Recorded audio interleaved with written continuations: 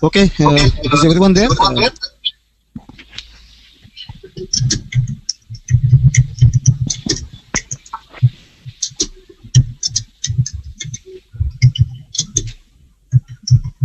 Hello? Yes. Yeah. Yes. Yeah, thank you.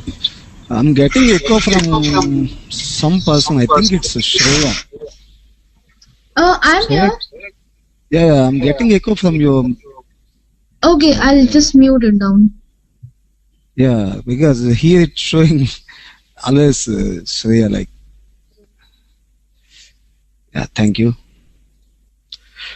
Okay, I think Rohit just joined us. Yesterday he missed the class. Anyway, I'm going to brief it once again. So yesterday we covered how the cluster startup happens. So okay, when cluster start the first time, it won't have any metadata information with it. So it will enter into the safe mode and it waits till all the data nodes reports in with its blocks report. So once it gets 99% of block reports from all nodes, it builds its metadata file, that is FS image. Once it builds its FS image file, it comes out of safe mode and ready to serve requests. So whatever the request comes in from the client's end, those transactions will be recorded in another file called edits log file.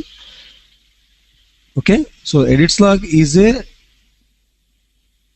temporary or recent transactions log, and in order to have a complete metadata information, we need to merge edits log file with FS image. So that process will be called as checkpointing, and the checkpointing we will configure in another daemon, which is secondary name node. because to join those FS image and edits log, we need to have same memory as like name node. So it's going to be a memory intensive process. We will configure that checkpointing process on another server, and secondary name node will fetch FS image and edits log from name node for every configured time or edits log file size. So the defaults are 60 minutes or 64 MB of size. So when for every 60 minutes, secondary name node will contact name node, and it will get FS image and edits log files through HTTP GET, and it will merge both files into consolidated FS image file, and again it rolls it back to name node's memory. Or if edits log file size reaches 64 MB, secondary name node will fetch FS image and edits log file and merge them both into a single FS image and rolls back to name node. Okay, when the checkpoint time happens with respect to time or file size, a new edits log file will be created, and the previous FS image and edits log will be moved to previous checkpointing folder.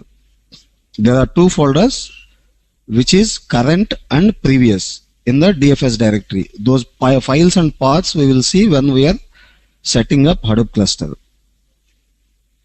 That's what we covered yesterday. Okay, today we will see how read rates will happen in the cluster.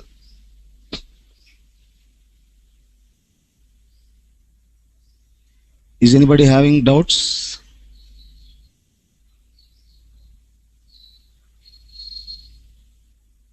Okay.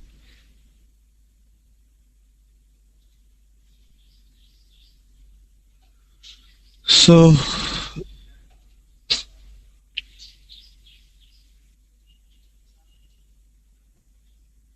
okay, when here the client represents any application or a human, that there is no other meaning like, other activity like client. If any application wants to interact with the file system, or any person who is querying the file system for reading or writing the files, will be subjected here as a client. Okay, so when client tries to write a file, here I have given file.txt as an example. So client wants to write a file to HDFS. Okay, first client will submit the query to framework. There is no different processes. Normally we will copy the file with copy command, but the background process would be when we submit that Hadoop FS copy file into framework, first a request will go to the name node to know where the file has to be written and how many blocks of data it has to generate.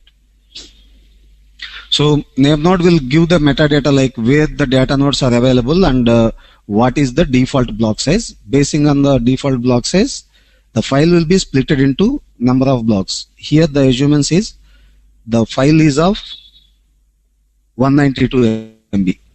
Okay, default block size is of 64, so 364 is 192 MB. Okay, so client will write the data directly to the data nodes.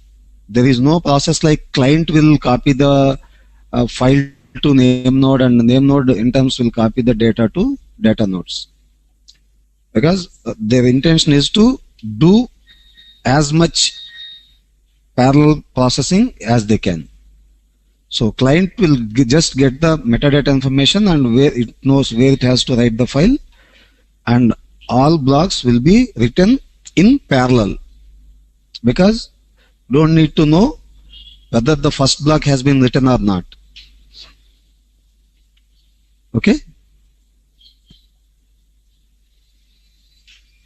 How does client splits the file into blocks?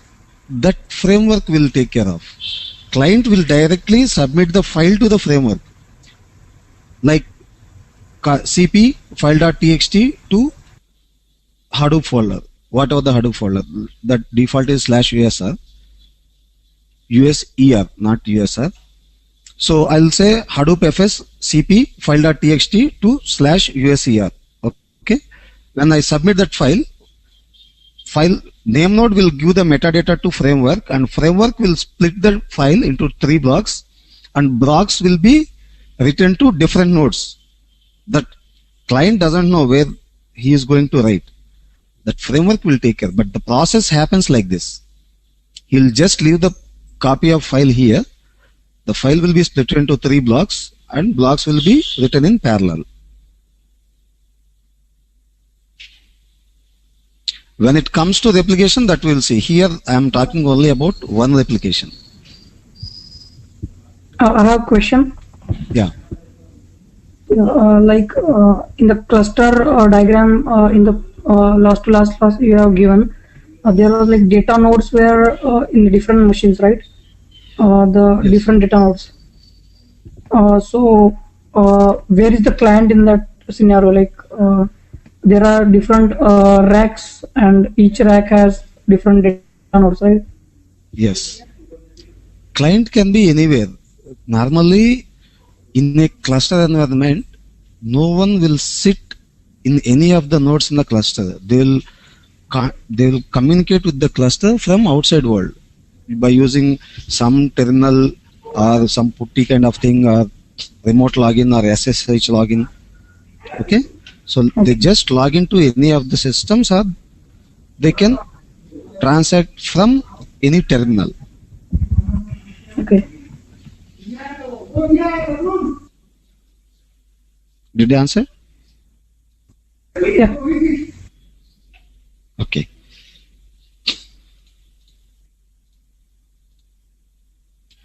Okay, so this is how one copy of file written to the framework.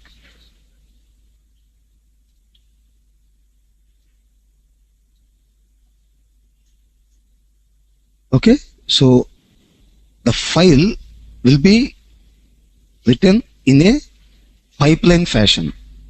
Okay, so when the file is being written to the framework, client will never go to individual machines and establish a connection and write the file.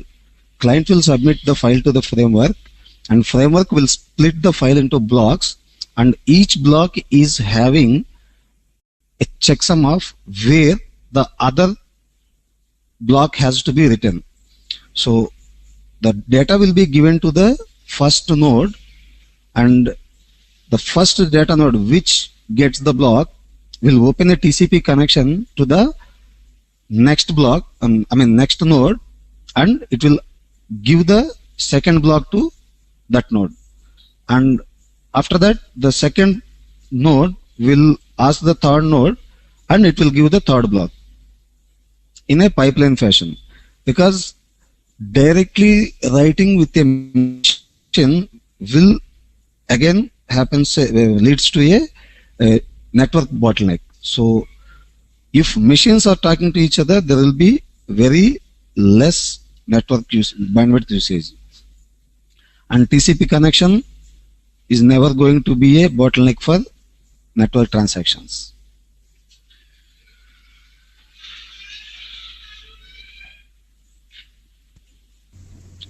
So yeah, all the blocks are in What the do you rack mean by format? checksum? yeah, I'll tell you checksums after a couple of slides. Sorry, it's not checksum. It's a what we used to say, header and trailer. Yeah. So that the blocks can be mapped, right?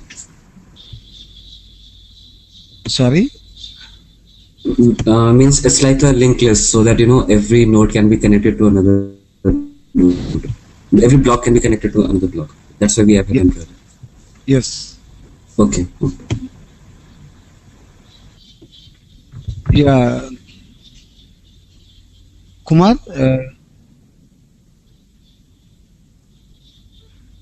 yeah, I'm there.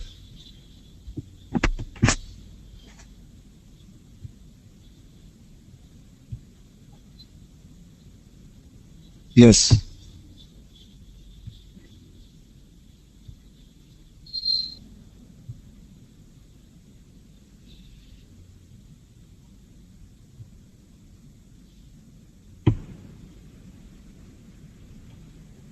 No, it's not replication. It's a pipeline, right? I'm showing here block A, B, C, and the collection of ABC will make file.txt. Okay, one file split into 3 blocks and blocks written in a pipeline fashion. Replications, if replications are there, we're supposed to have same set of block A, block B, block C, and block A, block B, block C. So that we will see in the coming slide. That's a multi-block replication. Okay, this you people understood, right? How one file will be written with one replication. Yes. Okay, thanks. I have a I'll question. come. Yeah. So like the ABC are the blocks of the file, one file only, and you mean to say that those blocks will be in the rack 1 and they will be assigned to another racks, like other racks by pipeline method. Like, is it the way that you are saying, or it is different? Yeah, it's almost same, but data, one file information may or may not be in one rack. That depends on the algorithm, which files when we are trying to write the file to the framework. Oh, The so default they are allocation is like, yeah, see here. When we are trying to write the blocks of information, name node picks only two nodes in the same rack, and one node in the different rack, if it is in case of 3 blocks. okay. So first block will be written here, and next block will be here and here. And it can be any combination depending on the nodes available in the cluster. Okay. Okay, so this is how it looks with respect to acknowledgement, because it is a TCP connection, right? For every transaction there is a request and acknowledgement. So once files written successfully, data node will report back to the client because it got the information, file from the client itself. Okay, and all nodes will respond back to the name node in the form of block reports, because for every 10th heartbeat it's going to send the complete block report, right? So all data nodes will inform back to the name node. Name node will update its metadata information first from data nodes, because client transactions will be recorded in edits log file. That file will be merged for a configured time like 60 minutes, but name node will never wait till client's success acknowledgement comes to it. For every 30 seconds, it's going to receive a block report from every data node. So immediately it will build its FS image. Got it?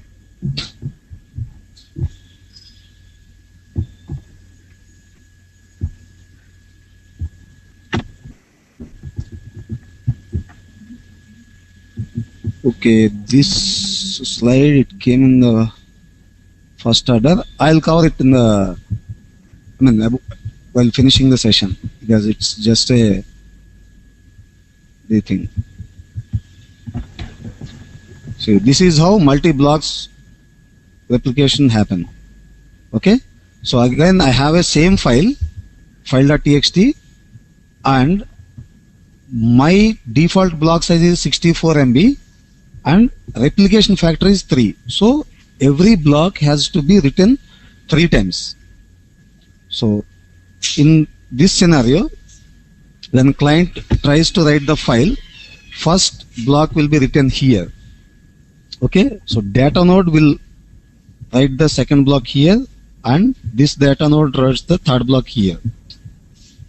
And block B, okay, block B first written here, from here to here and here to here. You can see my mouse pointer, right? Yes. Okay. And block C first written here, from here to here, and after that, I think, how? Yeah. So first block C written here, from here to here and here. Only one block should be there in the rack, and next two blocks can be anywhere on the other racks, not on the same rack. So in this scenario, if you consider, if any one of these racks goes down, you'll be having your data.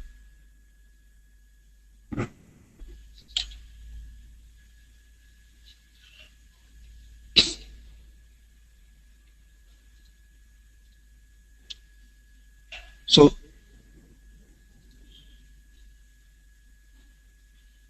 block A, no, if rack 4 goes, any rack goes down, you'll be having data. But if 2 racks goes down, you'll not be having data.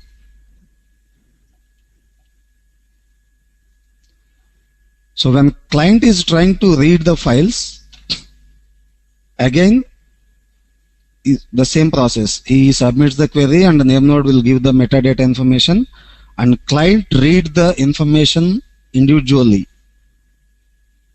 It will not ask data node to open a TCP connection and bring the second replication, because seek is a time consuming process in data processing, right? So client will go to each data node and gets the information. Here 3 points we supposed to remember is, read and writes will happen in parallel and replications will happen in sequence. Because after writing this file, this node is going to replicate it, right? So once it happens, then only it will happen. So it's having a dependency. So first block supposed to be completed, and client is no way concerned whether 3 replications completed or not. That's the framework design, and framework's responsibility is to maintain 3 copies. So if you can ask me how one rack goes down, I may not be having 3 blocks of replication, right? So how framework can achieve it, we'll see in the coming slides. No administrator need to involve in this transaction. If one block of replication loss, framework will identify it and it will replicate it automatically. Okay, so this is also a parallel process, and writing is also a parallel process, and replications will be written in sequence. And coming to checksum, consider a situation where a block of data fetched from data node arrives corrupted. The corruption may occur because of faults in the storage device or network or buggy software. Whenever we are writing a file to the framework, HDFS clients create a checksum of every block of its file in a hidden file system. Okay? When a block of data, corrupted block of data has been fetched, it will check with the checksums and it makes sure that it should get the non-corrupted block of data from other replication, because all 3 replications may or may not be corrupted, right? So if all 3 replications corrupted, we can't do anything. But if any of the replication corrupted, the framework will check the data with checksums which are stored in the hidden file system, and it will try to get the same block of data from other copy, other replication, and it will make sure that it's going to deliver a non-corrupted block of data.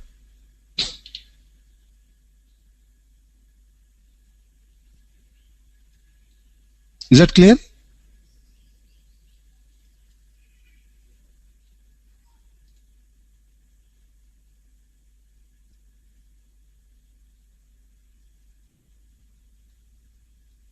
Is that clear? I mean, I just want to make sure that you understood these concepts. Yes. Yes. Okay.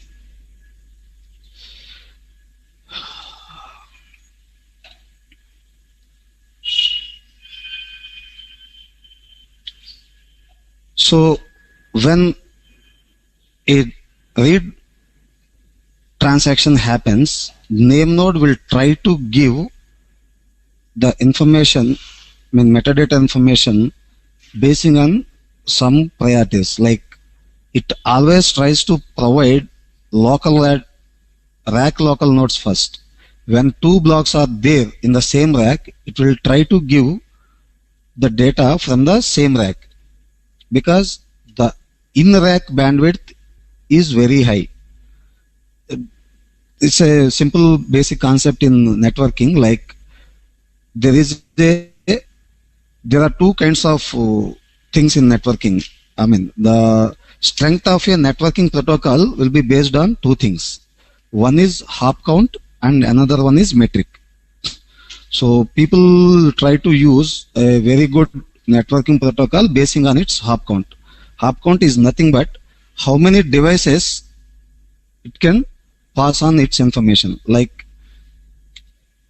every machine, I mean every networking device is going to be a hurdle. How many hurdles the networking protocol can pass. So when client is trying to access the data from outside world, and he has to pass through two switches if it has to get the information from rack 1. But if it has to get the data from 3 different racks, it has to pass through 6 networking devices. 1, 2, 3, 4, 5, 6. So in order to get the complete file information, if it is available in the first rack itself, it will try to give the information from the first rack itself. It will not give different racks information. Okay? So any 2 racks is enough to get a complete information of file.txt, ABC. It need not to go to all the 3 racks. Is that clear or confusing?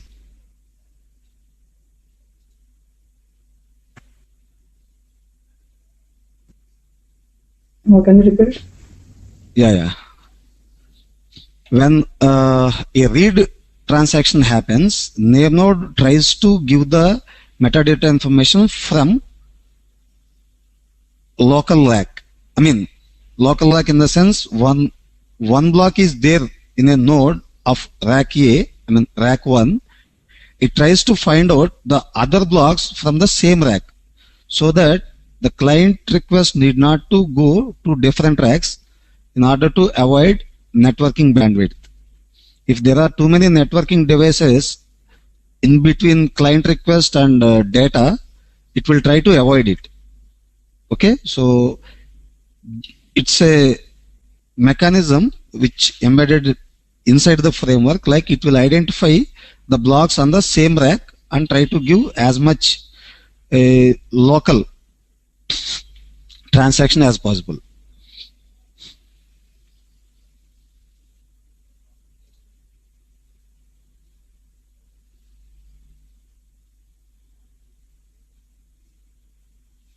See, you can see here, right? Block A 156. So 156.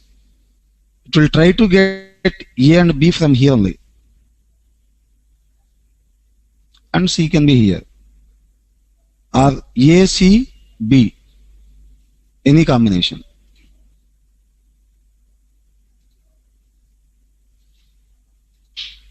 Okay, we'll see this rack awareness.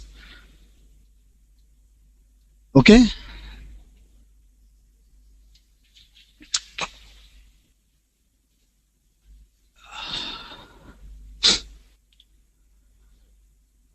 So, rack awareness is the another default mechanism which is available in the framework. So, as I told you, whenever any read transaction happens, it tries to do it in a single rack as much as it can. The same applies when we are trying to process the data.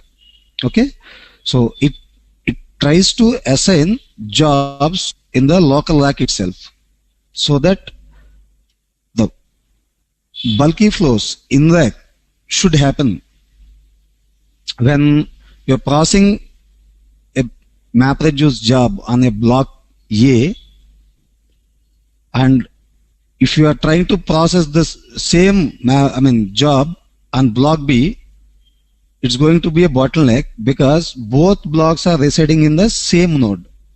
So one supposed to wait to finish the first transaction. So in order to avoid that, it tries to do it parallelly on the block on the same rack, not on the same machine.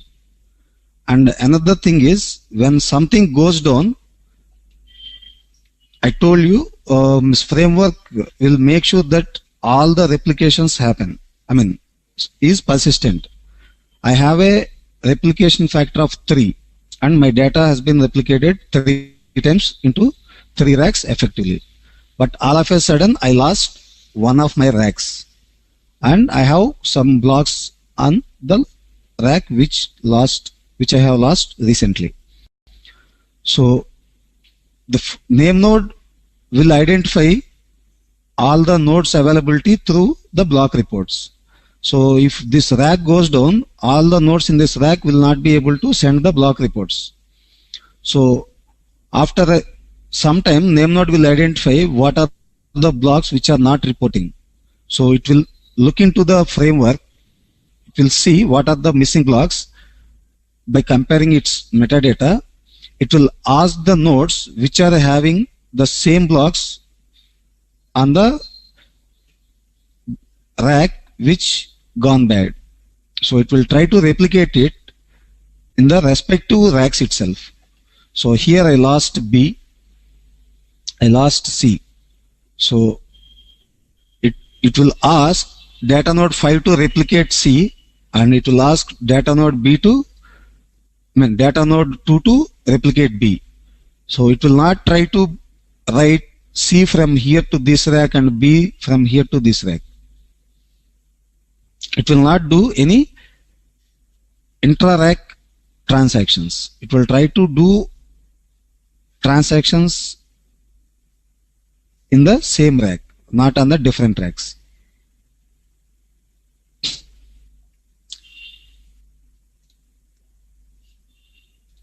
Is that confusing? Isn't it a bad design? No, it's not confusing, but isn't it the bad design? Again, if a rack goes, the whole data goes. Because yeah, if you would have replicated, if you would have replicated to some other rack, we would have at least been able to retrieve the information. That's an assumption.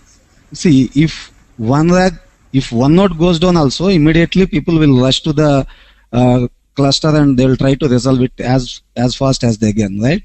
So if the entire rack goes down, they'll not try to leave it like that, because the rack is having too many machines. So typically a rack is having at least 40 to 44 machines. So they'll never leave it like that. But the beauty of the file system is you will not be able to interact and replicate it manually. It will try to identify and it will try to make sure. But the other process I didn't explain, so you got that question. So when this rack goes down and it automatically came up due to some networking issues, it lost and it came back. So automatically framework will identify the over replicated blocks, right? Because we already replicated missing blocks here and it comes up, it will identify. So in order to maintain the default configuration, it has to delete one over replicated copy. So it will consider the entire framework and it will see how efficient process we can happen with the multiple combinations. So whichever combination doesn't meet the parallelism requirements, it will delete that copy. It will neither delete the copies from this rack or this rack or this rack. It will do a parallel check which combination is good to do the parallel processing, and it will delete the copy.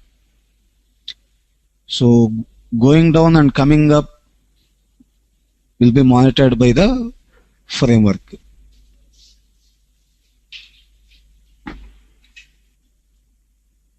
But yes, if you think in interact transformations are bad design, yes, but that may be bad sometimes, not all the times.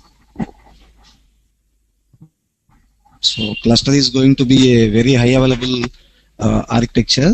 So we don't think the administrators will leave the entire rack like that. It's an assumption. Again, it's not a concrete fact. I cannot deny your question, but yes, that's the scenario. Okay.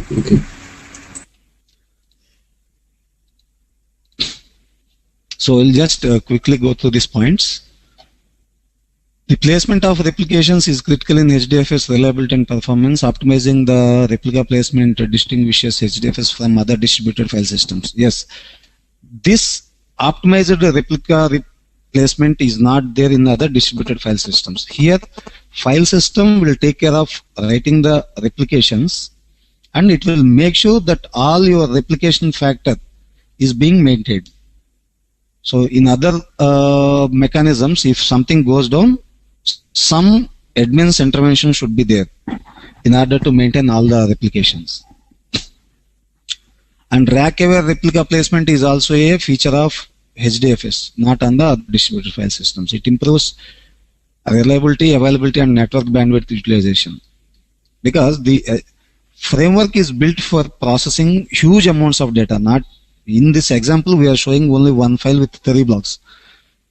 But this framework is best suited if your file size is more than 64 MB minimum, and the recommended size of a file is 100 MB, and it best suits for petabytes of data, not gigabytes of data. So while understanding these things, we may come across with different questions, but when you see the big picture, it will give you the answers. So if too many racks are there, communication between racks happens through switches, and network bandwidth between the machines on the same rack is greater than those in the different racks. So name node determines the rack ID for each data node. We don't need to configure. It will take the complete path from rack, node, location.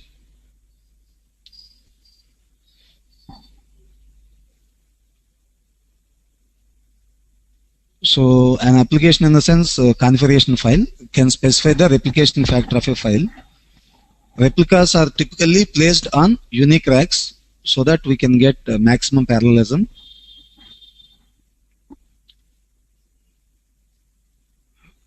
So default replication factor is 3.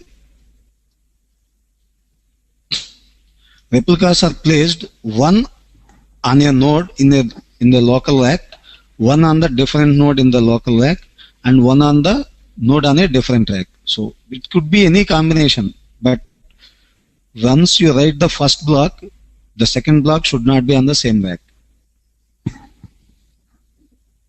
So this is a simple math. I can never understand this kind of statements, but if someone is really good and can understand, you can understand. 1/3 of replica on a node and 2/3 on rack and one third distributed evenly across remaining racks.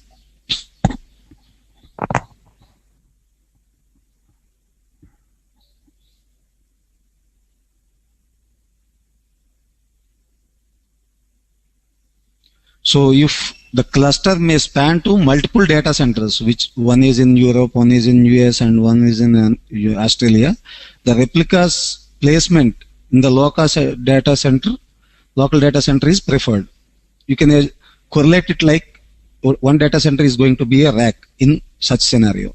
So at that point of time, it will try to write the data into the local data center.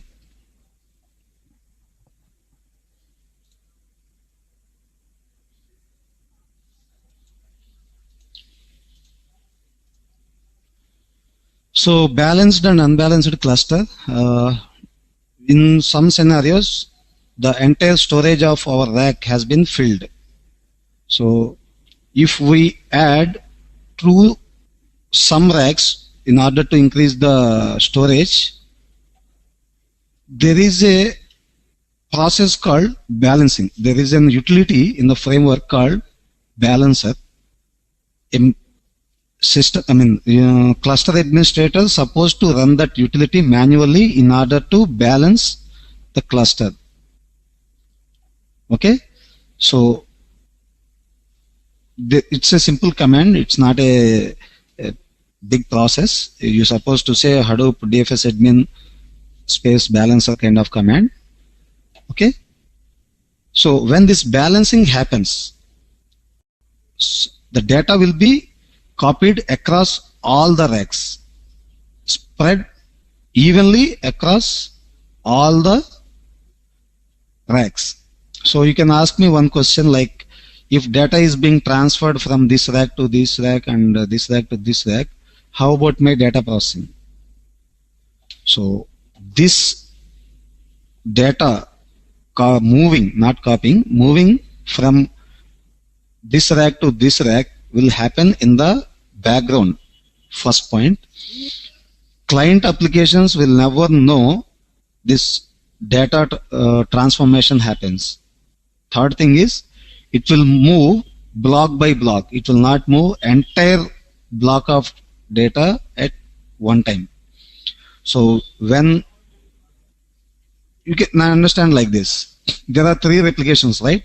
So first it will try to move one replication, then another replication, then another replication.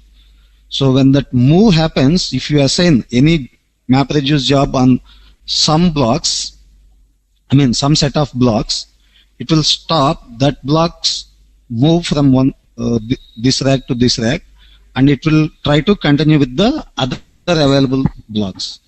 So the balancing will never going to affect your data processing or efficiency of the cluster or your parallelism.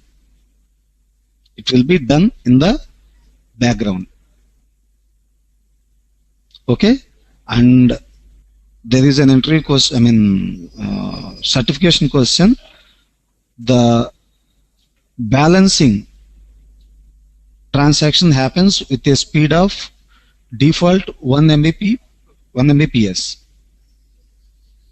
So rate of transfer would be at 1 Mbps per second, and again you can set up the transfer rate in the configuration file.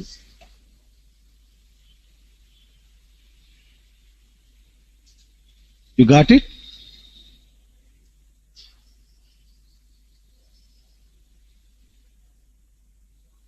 And it's going to be a almost regular job. If you are working in a very huge data inflow environment, balancing of cluster is going to be a regular activity. Because we started our cluster with 4 nodes only. Now we are running it with 16 nodes. So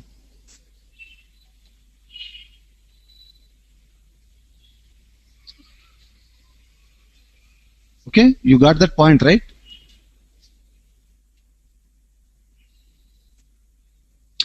And if any doubts are there, please ask. I have no issues to explain again and again and again.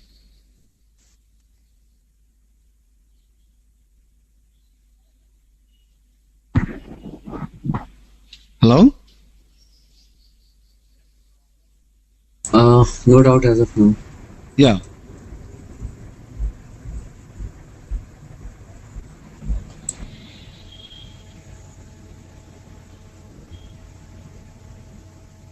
Yeah, Rohit, I'm listening.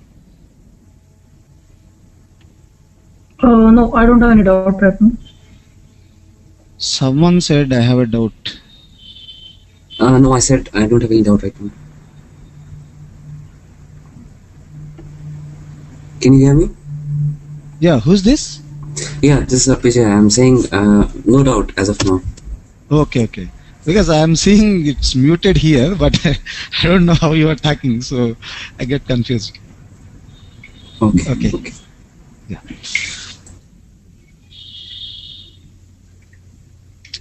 So once you run the balancer utility, the look would be like this. Okay, and transformation like this. Default rate 1 MB. And the point you supposed to remember here is it will not interfere in the MapReduce jobs or HDFS transactions. So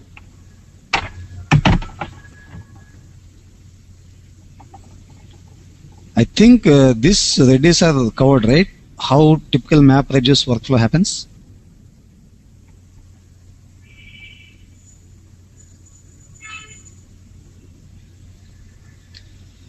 So when a client submits a job, its configuration information is packed into an XML file. Okay, this file along with a jar file containing the actual program code is handed to the job tracker. We cannot run a Java file individually on the framework. Okay, it's a combination of minimum 3 Java programs: mapper, reducer, and a driver.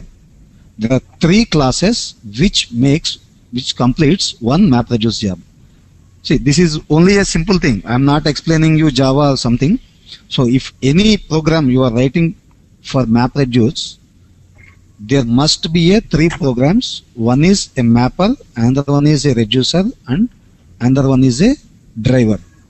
Mapper will specify how to map your data, and reducer will do the aggregation, and the driver will drive your MapReduce program over the network. Okay. So in order to run 3 programs, we will archive them into a file. So you know jar is a Java archive, right? So that those 2 will be handed over to the job tracker. Then job tracker parcels out the individual tasks like map tasks and reduce tasks to the task track which are running on the data nodes. When a task tracker receives a request to run a task, it starts a separate JVM for each task. If a task tracker has been assigned to process 2 map jobs and a reducer job, so task tracker will start 3 Java virtual machines. Okay, so it will start 3 JVMs and it will execute them parallelly. And there is a limitation for each node in order to run map and reduce jobs. You have to define how many map tasks and how many reduce tasks you can run in a machine in the configuration file. Okay, I'm explaining you the things so that when we are explaining you the configuration part, you'll be able to understand it easily. I'm not having any intent to confuse you right here. So don't get frightened with if anything goes beyond your understanding. You can understand things once I explain them by correlating with the hands-on. Okay. Task tracker nodes can be configured to run multiple tasks at the same time if the node is having enough processing power and memory. So if someone knows Java, they know there is a heap size for Java, right? So that defines how many JVMs you can open a machine. So default is, previously it's 200 MB, but now it's 512 MB in Java 7 or something. So if your machine is having 4 GB of RAM, you can run 8 tasks at a time. But I'm giving you complete calculation. But for local system resource and different things, they'll take 40% of memory for local processing. So you can allocate only 60% of your memory for MapReduce tasks.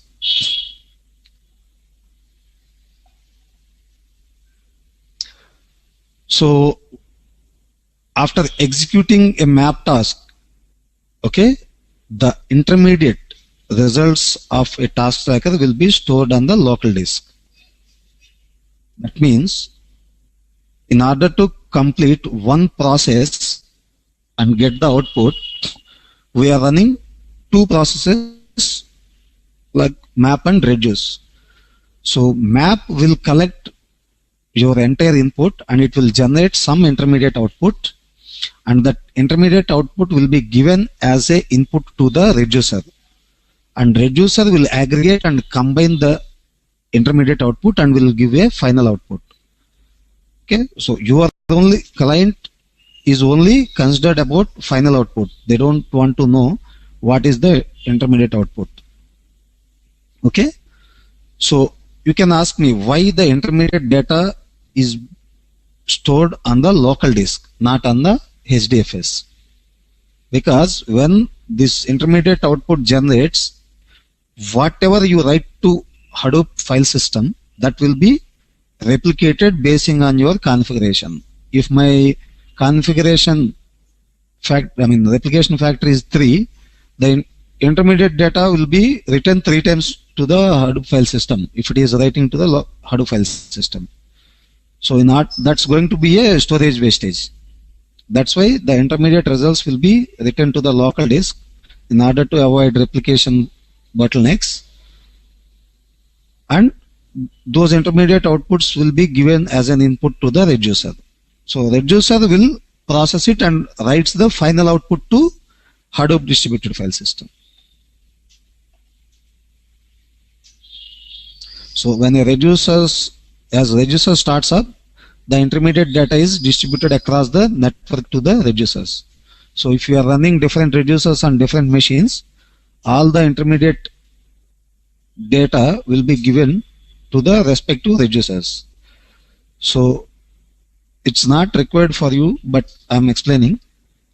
You can define which intermediate data will go to which reducer, but you cannot define which map task will be run on which block of data.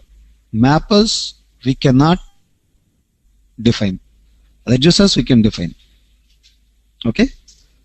Typically, the thumb rule is if you have 10 blocks of data, you should have 10 map tasks. So you don't need to define it. When you submit it, definitely framework will identify how many blocks of data is there, and it will start that many number of map jobs. But in order to aggregate that, you can define. If you feel that it's not going to be a storage bottleneck, you can define only 2 reducers, or you can define only 1 reducer, or you can define multiple reducers. Mappers framework will define, and reducers programmer will define. And reducers write the final output to HDFS. Once job has completed, task tracker will delete intermediate data from the local disk, and it will reclaim the space. The point to be noted here is intermediate data will not be deleted until the entire job completes. In some scenario, you are running 10 map jobs and 3 reduce jobs. Okay. Once map job completes, it writes the data to the local disk and it will be closed. But you don't know whether all the map jobs, other 9 map jobs, completed successfully or not. So the task tracker will wait until all the map jobs completes and final output will be returned to the framework. It will not delete the intermediate data. Okay.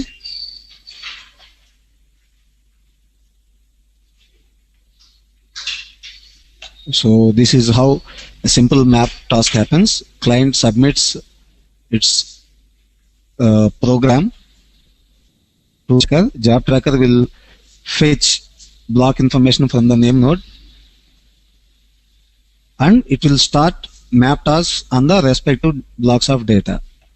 Okay. So my use case here is I want to find how many refund words there in my client's emails. Okay.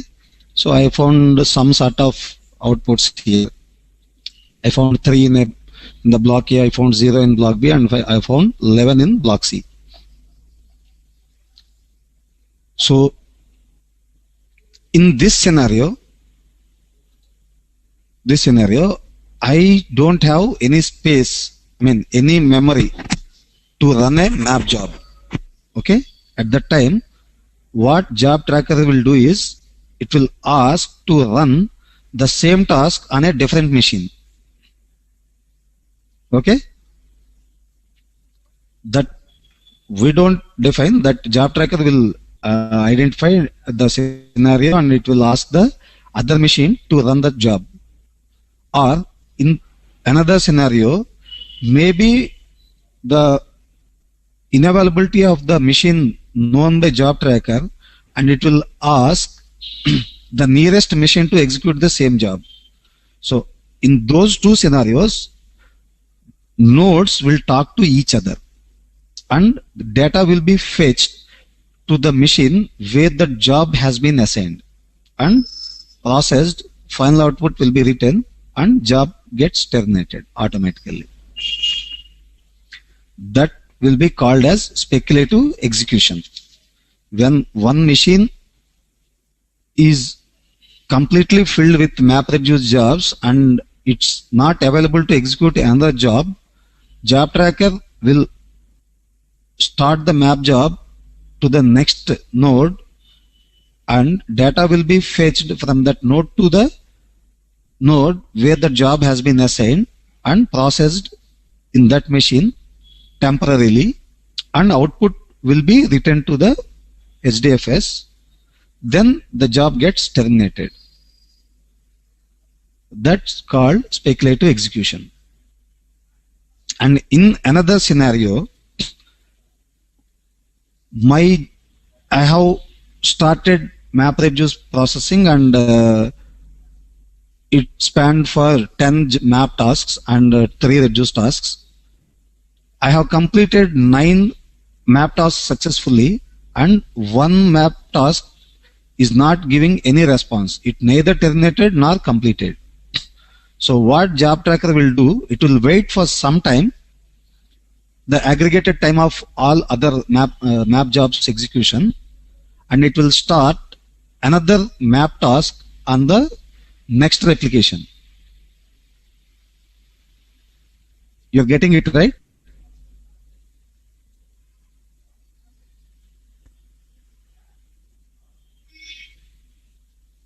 Hello?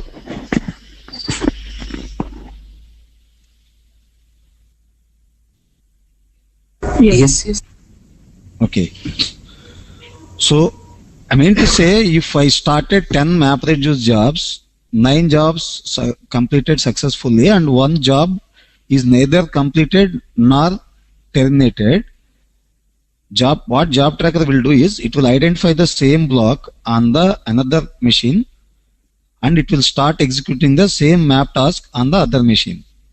Whichever completes first, it will take the output from that job and the other job will be killed by the job tracker. So again, there is no administrators or developers intervention required. That will be done by the framework.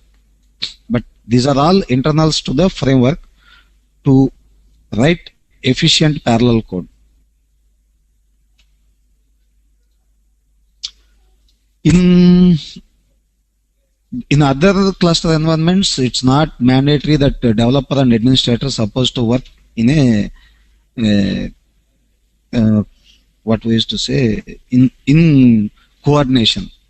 Okay, but in Hadoop, no developer or no administrator can work independently. It's a coordination between administrator and developer to work in Hadoop cluster. So it's not like developer will write the code and will be handed over to the administrator and the administrator supposed to run. In order to write the code, developer is supposed to know some parameters from the administrator to define in the program itself. And in order to run that program, administrator is supposed to know how the job being executed. You don't need to have any Java knowledge, but you need to know how to execute the Java program in Unix environment. That's the only relation with for an administrator with Java. Okay, so those map outputs will be given as inputs to the reducer, and reducer will write the output to HDFS, and client can read the final output from HDFS.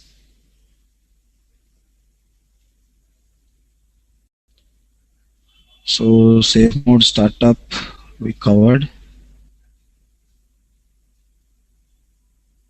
So fault tolerance, I think I covered it.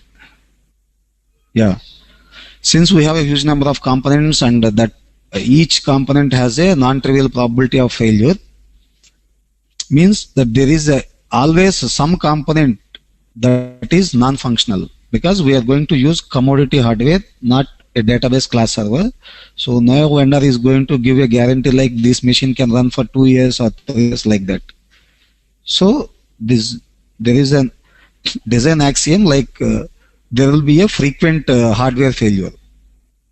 So detection of these faults supposed to be quick, and automatic recovery from them is a core architectural goal of Hadoop with respect to engineering. So if one node fails, the master will detect that failure and reassign the work to a different node on the system. So one map task or reduce task fails, job tracker will identify and start the another instance of map or reduce job on a different machine. And restarting a task does not require communication with the nodes working on other portion of data. And in some scenarios, if in previous scenario I said a map or reduce job is neither responding nor completing, right? Okay, one map job reported like it gets failed. So in such scenario, again, no need of human intervention to re-execute the job. Default job tracker will run the same map or reduce task 3 times. So if one task fails, it will run the same task, and again it fails, it runs once again. If 3 times it gets failed, map reduce job will be failed.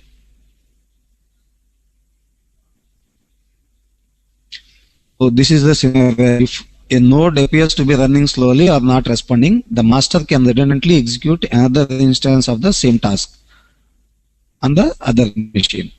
So this is known as speculative execution. So results from the first to finish will be used, and the other execution will be terminated, killed. So there can be 3 common failures like name node failure, then it's absolute failure, data node failure can be handled by the name node, network failure, administrator's intervention required.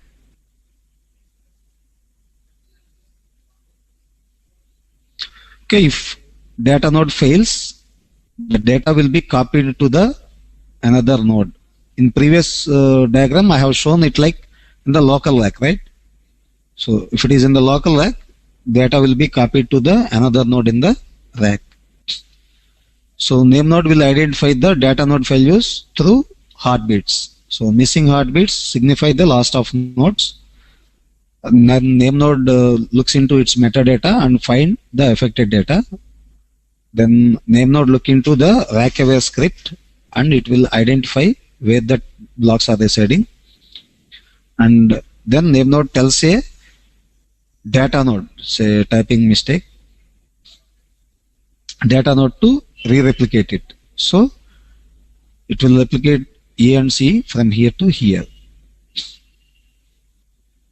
So framework will make sure that all three replications are persistent. Space reclamation: when a file is being deleted by a client, HDFS reminds that file to a file in the trash folder. /trash is just like a recycle bin, but you're supposed to flush the recycle bin manually. But in this scenario, the data will be there in the trash folder for default 30 days. So after 30 days, the trash folder will be flushed out. So by that time, your data will be queried back. You can undelete it. So a client can request for an undelete in this allowed time. After the specified time, the file is deleted and the space will be reclaimed. When the replication factor is reduced, name node selects the excess replications that can be deleted. I told you in the previous example. When one rack goes down and it comes back automatically, so name node will select excess replications. So next heartbeat transfer this information to data node that clears the blocks for use. So that's how space will be reclaimed. So these are the few diagrams I kept here, so in order to understand you it easily. So don't get confused, it's not a jigsaw puzzle. Just how other ecosystem tools will be placed and interacted with Hadoop core. Okay, so these two are Hadoop cores.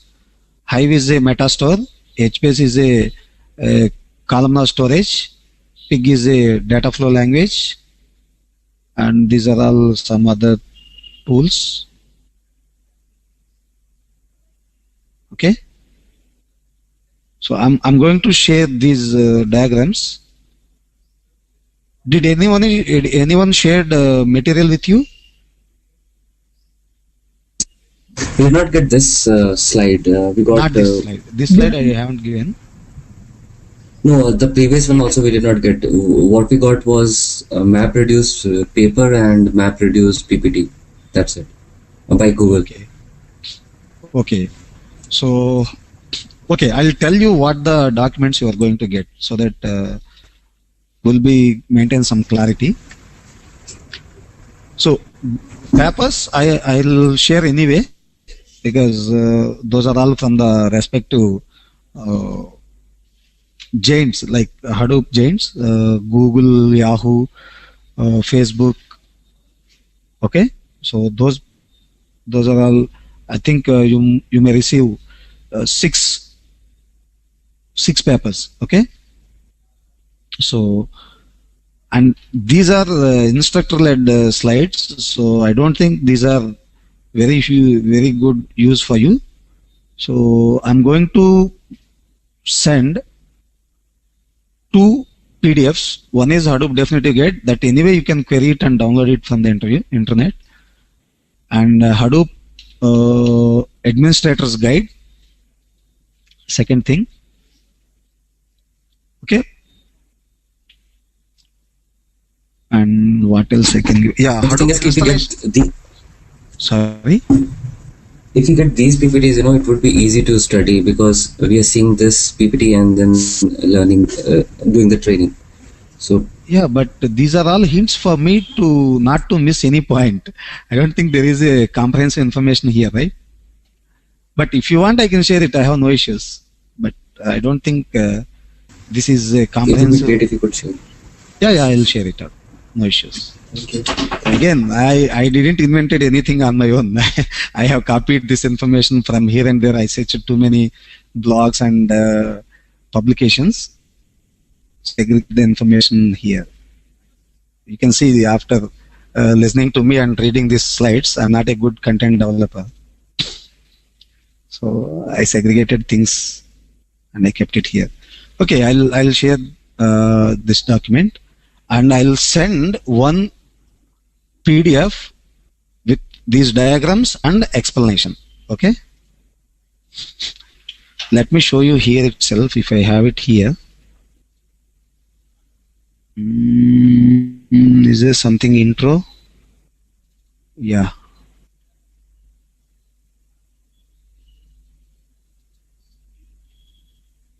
Why it is opening with the PowerPoint viewer? Okay. It's coming in the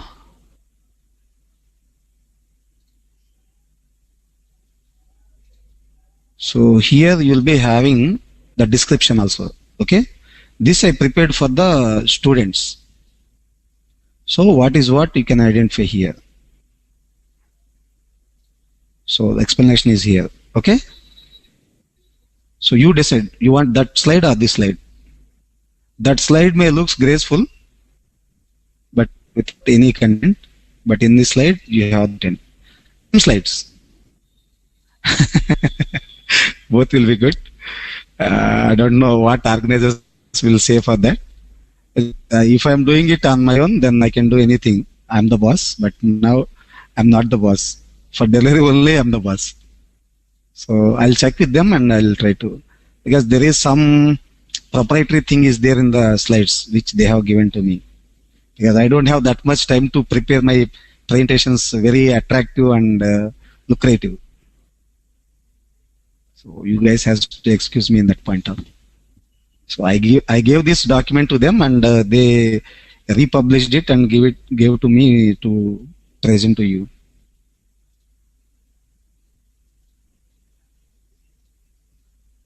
Same stuff. There is no single slide is missing. Okay.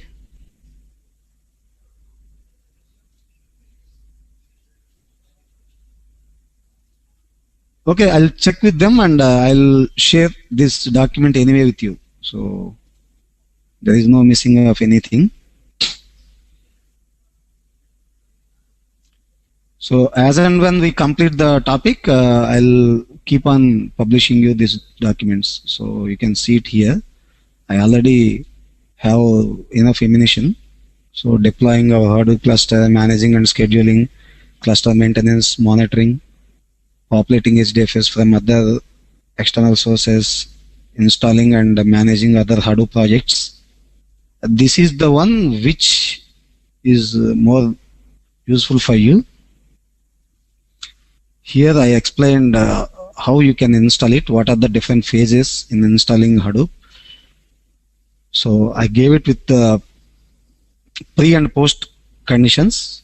So how it looks before you configure and after configuring, how it looks, the commands. So don't worry, you can configure your Hadoop cluster and you can, if you are having good time, you can showcase it to your clients or friends or someone. So that's why I confidently told you when I'm giving my first session, I'll make sure that you will create your own Hadoop cluster. So is there any questions? Because I'll keep on asking questions.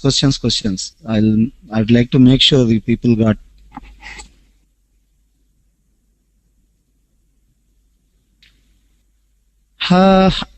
I don't think more than 4 hours is required to setting up and running the cluster. But again, I strongly believe that setting up cluster will never allow you to become an administrator. So that's why we are trying to make sure you will understand all these things. But I am not sure about other clusters, but for Hadoop cluster, definitely no one knows much about it, and even architects, they may know how to design it, but they don't know much about it. So If you are good enough to talk and explain things, then you are going to be the boss. So if you want to reduce the explanation part and start hands-on things, we can ramp it up within 10 days. Being it's a, yeah. Anyway, we will deliver it both, but if you give some time, then we can deliver it comprehensively. Because for Hadoop administrator, it's not mandatory for 30 days class. I don't think for any administration we may need 30 days. Because commands are ready, vanilla OSs are ready, virtual machines. So just need to put them in a place, just assign the IP addresses, first network them, check the physical connectivity, download and install Hadoop files, go and open configuration files, set it up, done. Start the daemons. What the big deal in that? No,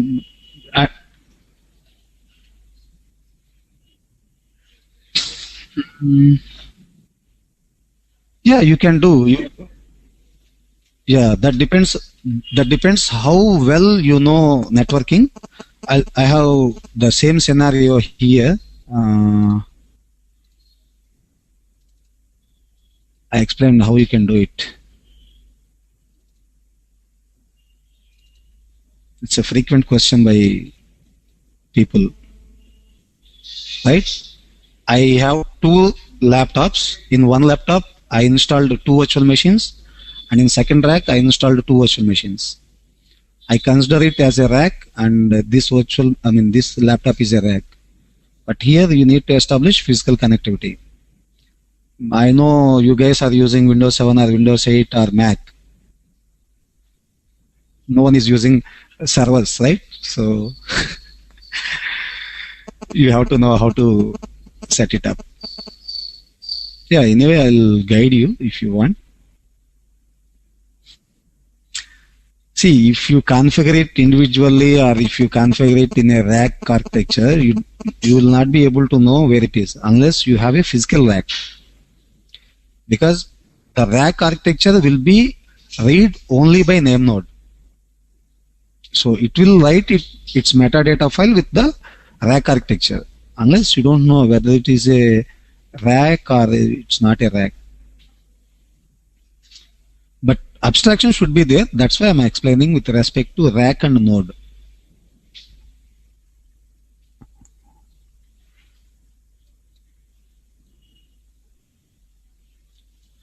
So, any questions? Final time I'm asking. Because I want to hear no or yes, but there are different statements coming out. So, is there any question or not? No. No. Wow. Nothing as well. Thank you. Okay, then we will conclude here for today. So, only few concepts are left to discuss, and tomorrow we will start. We will understand Unix file system, Unix processes, till user group permissions. Okay, it's just a brief. If someone is really having some sort of Unix or Linux hands-on, then they can take a break. Or if they want to see or test my knowledge, then they can come. Okay, so tomorrow we will discuss few concepts. Because today I will revise whether I have covered it or not. If I miss any of those topics, I'll cover for a few minutes. Then I'll start Unix session. Okay. So that's it for today, guys. See you tomorrow. Thank you, Ashok. Yeah, welcome. Welcome, Noel. Thank you.